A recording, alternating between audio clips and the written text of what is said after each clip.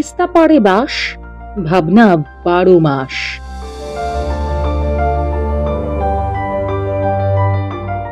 ষাট দশকের জীবনে তিস্তার অনেক ভাঙাগড়া দেখেছেন, আর এটা দেখতে দেখতেই ধ্বংসের মধ্যে সৃষ্টির রহস্য খুঁজে পেয়েছেন জলপাইগুড়ির বনমালী সরকার।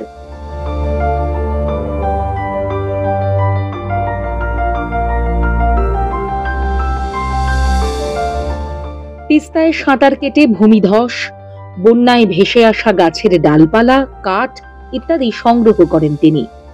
তারপর সেই পরিত্যক্ত কাঠকে পশু পাখি, দেবদেবী কিংবা মনীষীর রূপ দেন।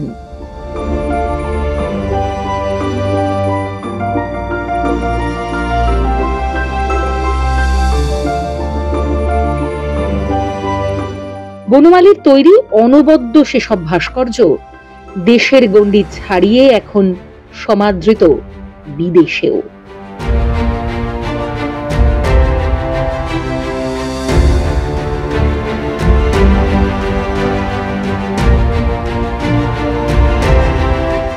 শুধু নিজে নয়, বর্তমান প্রজন্মকেও কাটুম কুটুমের কাজ শেখাতে তিস্তা পারে নিজের বাড়িতেই গড়ে তুলেছেন পাঠশালা।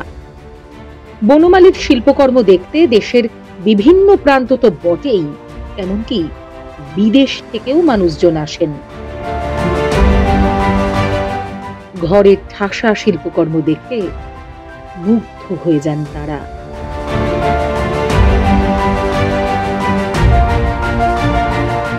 কুমোরটুলিতে যেমন থরে থরে সাজানো থাকে প্রতিমা, শিল্পী বনমালী সরকারের কারখানাতেও হাজারো কাঠের টুকরো, গুঁড়ি, ডালপালা।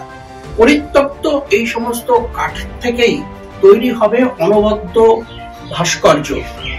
ক্যামেরায় দিলীপ রায়ের সাথে ব্রতিন দাস, জলপাইগুড়ি।